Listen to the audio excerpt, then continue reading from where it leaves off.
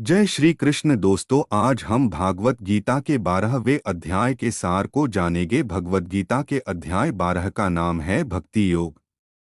इस अध्याय में भगवान श्री कृष्ण स्पष्ट करते हैं कि उनके प्रति प्रेमपूर्ण भक्ति ही सबसे सरल, सर्वोत्तम और सीधा मार्ग है, जिससे जीव परम शांति और परम धाम को प्राप्त कर सकता है।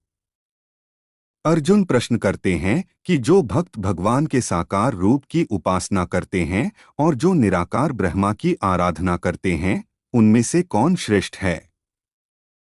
भगवान उत्तर देते हैं कि जो मन और बुद्धि को पूर्ण रूप से उनके साकार व्यक्तिगत स्वरूप में स्थिर करके श्रद्धा और प्रेम से भजन करता है, वह उन्हें अत्यंत प्रिय है और वही सर्वोत्तम योगी है।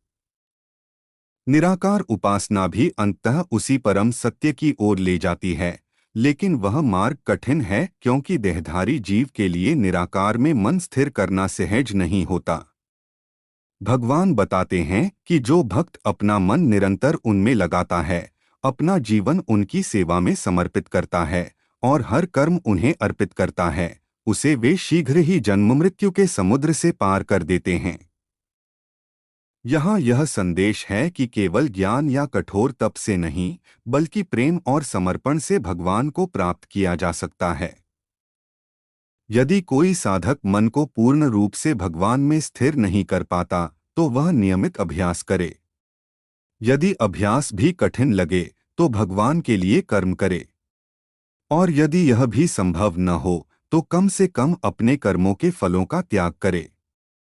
इस प्रकार भगवान एक क्रमिक सीढ़ी बताते हैं, जिससे कोई भी व्यक्ति अपनी स्थिति से प्रारंभ करके धीरे धीरे शुद्ध भक्ति तक पहुंच सकता है।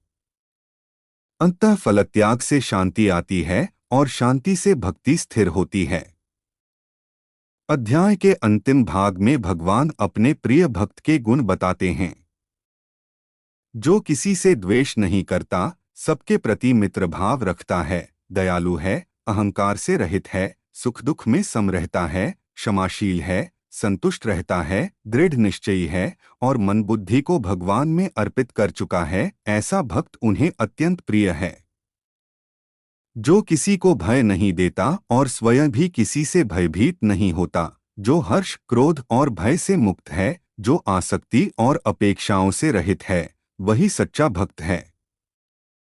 भगवान यह भी कहते हैं कि जो शुद्ध श्रद्धा से इस दिव्य धर्म का पालन करता है और उन्हें अपना परम लक्ष्य मानता है, वह उन्हें अत्यंत प्रिय है।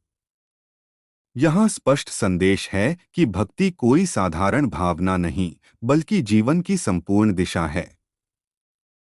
जब जीव अपने अस्तित्व को भगवान की सेवा में समर्पित कर देता है, तब उसका हृदय शुद्ध होता है और वह वास्तविक आनंद का अनुभव करता है। इस अध्याय का सार यह है कि परम सत्य कोई निर्जीव शक्ति नहीं, बल्कि प्रेम और संबंध का केंद्र है। जीव का स्वाभाविक धर्म है भगवान से प्रेम करना और उनकी सेवा करना। जब यह प्रेम जागृत होता है, तब जीवन की सारी उलझनें समाप्त होने लगती हैं और आत्मा अपने वास्तविक स्वरूप को पहचान लेती है। भक्ति योग ही वह मार्ग है जो ज्ञान और कर्म दोनों को पूर्णता प्रदान करता है और अंततः जीव को भगवान के शाश्वत संग में पहुंचा देता।